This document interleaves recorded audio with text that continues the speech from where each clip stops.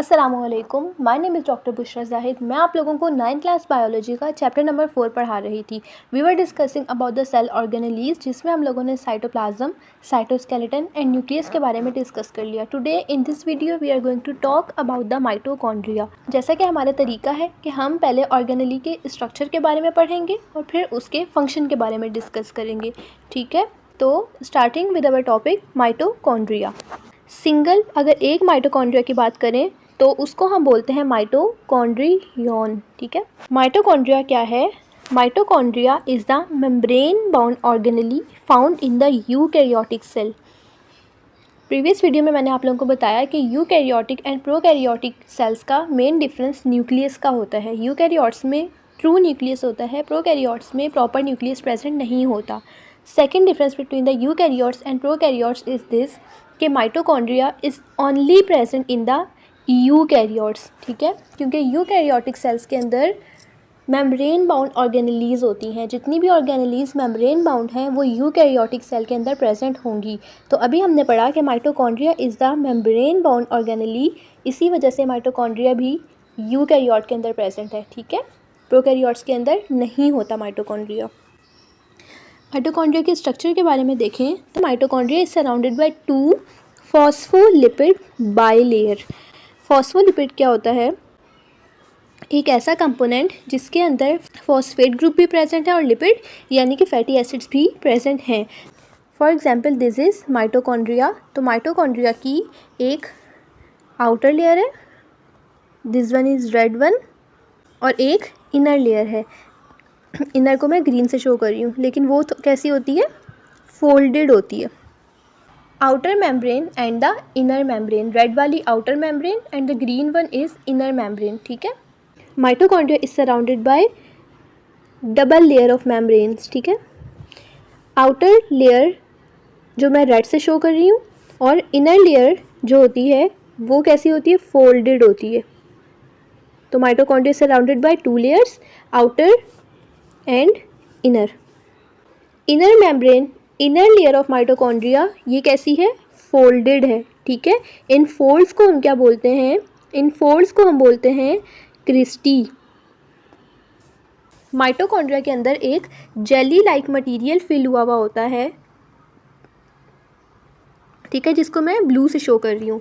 इस मटेरियल को हम क्या बोलते हैं? मैट्रिक्स। ठीक है, तो this is all about the mitochondria structure. So simple, mitochondria is surrounded bye 2 membranes, outer and inner membrane. Inner membrane is folded, उन फोल्ड्स को हम बोलते हैं क्रिस्टी। माइटोकॉन्ड्रिया के अंदर एक जेली लाइक सब्सटेंस फिल हुआ हुआ होता है जिसको हम बोलते हैं मैट्रिक्स। ठीक है, अब आ जाते हैं माइटोकॉन्ड्रिया के फंक्शन पर। माइटोकॉन्ड्रिया का फंक्शन होता है एनर्जी प्रोड्यूस करना। ठीक है, तमाम लिविंग ऑर्गेनिजम्स को अपने सर्वाइवल के लिए एनर्जी चाहिए होती है। जो फूड हम ले रहे होते हैं वो बेसिकली क्या होता है? उस फूड से हमें एनर्जी मिलती है। इसी तरह जितने भी सेल्स हैं उनको भी अपने प्रॉपर फंक्शन के लिए एनर्जी रिक्वायर होती है। वो एनर्जी कहाँ से आती है? वो एनर्जी माइटोकॉन्ड्रिया प्रोड्यूस करता है। ठीक है, तो माइटोकॉन्ड्रिया को हम क्या बोलते हैं? Power house of the cell.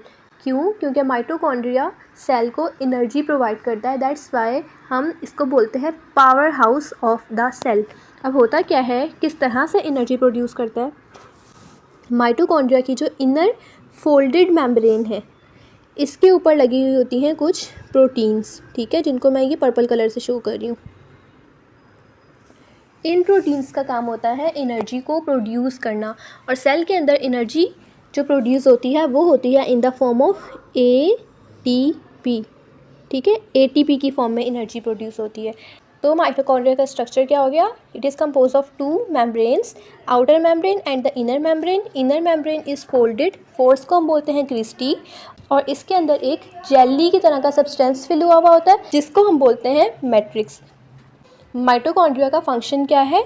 Sales को एनर्जी प्रोवाइड करना, एनर्जी प्रोड्यूस करना इन द फॉर्म ऑफ ATP। कैसे एनर्जी प्रोड्यूस करता है? माइटोकॉन्ड्रिया के इनर मेम्ब्रेन पे कुछ प्रोटीन्स होती हैं जो एनर्जी को प्रोड्यूस करती हैं। ठीक है, अब देख लेते हैं कि टेक्स्ट में क्या लिखा हुआ है। Mitochondria contain 2 phospholipid bilayers, outer membrane and the inner membrane. अभी मैंने आप लोगों को बताया दो मेम्ब्रेन्स होती हैं, एक आउटर एक inner membrane. Inner membrane contains folds called cristae, ठीक है,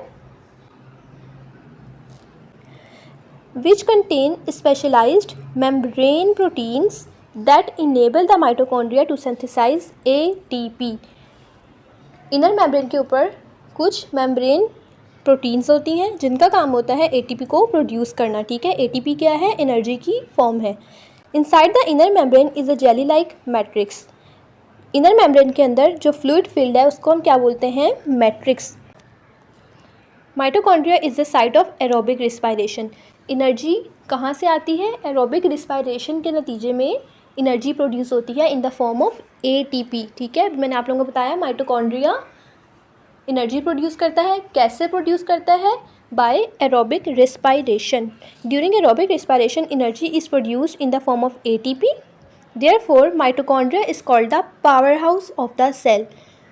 तो ये आपका MCQ आ सकता है कि which organelle is called the power house of the cell. तो you should know mitochondria is called the power house of the cell.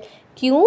क्योंकि माइटोकॉन्ड्रिया सेल को एनर्जी प्रोवाइड करता है, इसीलिए हम माइटोकॉन्ड्रिया को बोलते हैं power house of the cell.